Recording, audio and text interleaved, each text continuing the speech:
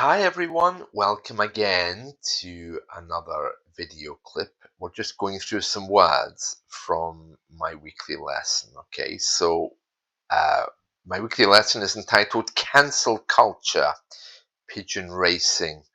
And one word I didn't pick up on earlier is this word fanciers, which you can simply reduce to make it fan. So pigeons are sometimes known as pigeon fans. In the same way as you have Taylor Swift fans, you're fans of a favorite TV show, you can also have pigeon fans or fanciers. Right, let's just move on here because we want to move further down. We've done a lot of these words already, so I'm using purple today just to demonstrate a few of them, okay? So to excel is to go beyond your expectations. To excel at something is to be the best that you can be, and that was used long before Excel spreadsheets came around. Here it's saying the future of racing is under threat. That means is being threatened. That means that somebody is saying, I'm going to harm you. For example, if I tell you that I'm coming to steal your television, then your television is under threat because you know that I'm coming to steal it. Okay, so if something's under threat, there's a danger that it's going to be removed, stolen, damaged, something like this. So it says here, the future of racing is under threat, and scientists are trying to prove a link between mobile phone use, the magnetic field of the Earth, and disorientated pigeons. This will likely spell the end of what was once a popular sport. Yet these birds may still prove useful where the internet fails. So this brings us to an end, brings us to the end of some of these words we've been going through in our weekly lesson, which was all about cancel culture, which of course is where something is cancelled because it's no longer popular on social media. I think the highlight of this week almost certainly has been peak, peak, and peak. The same pronunciation, but very different meanings. So you can go back and review that.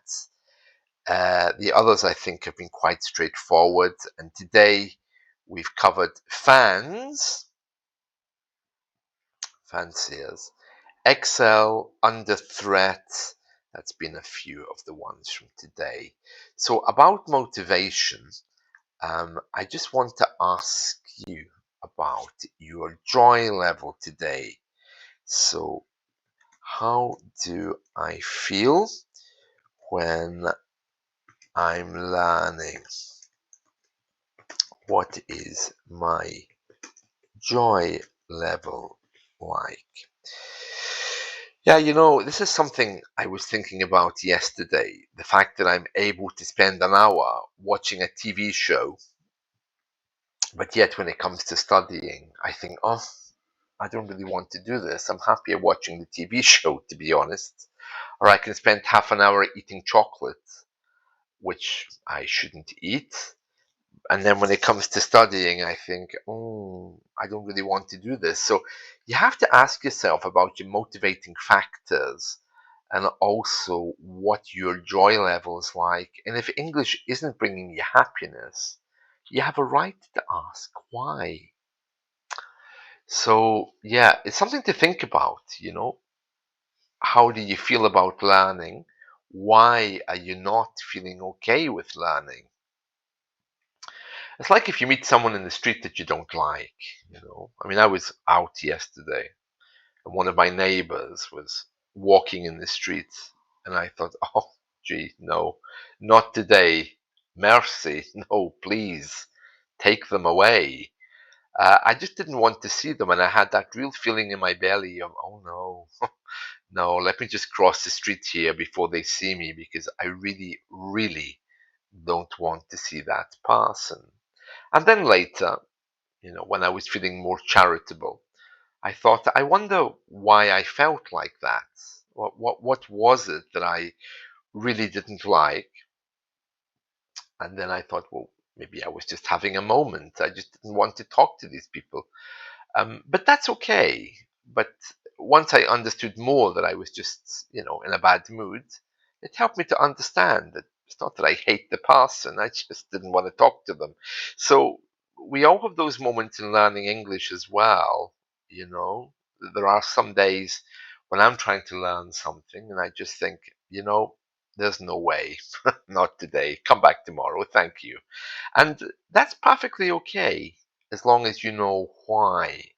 But if you constantly keep getting these feelings that something is very wrong and you really, really don't want to learn, then you should be asking yourself, well, why? What is it that's happening for you? And I want you just to keep that in mind to make sure that you are the best person that you can be. So there we are. Just keep an eye on your joy level and how do you feel when you're learning. Just make sure that there's no patterns there of negativity, because if there is, come and talk to me or talk to a teacher and ask them to help you identify what's happening. This is the good thing about online lessons. Teachers are not just there to explain grammar. We're we're more kind of like coaches. We're there to help you understand more about yourself. That's part of internet living, isn't it? Whereas in language schools, that kind of thing doesn't really exist. It's more about, staying quiet and just learning what you've been given. There we are. That's it from me. So I hope you've enjoyed this. Let's talk again soon. See you. Bye.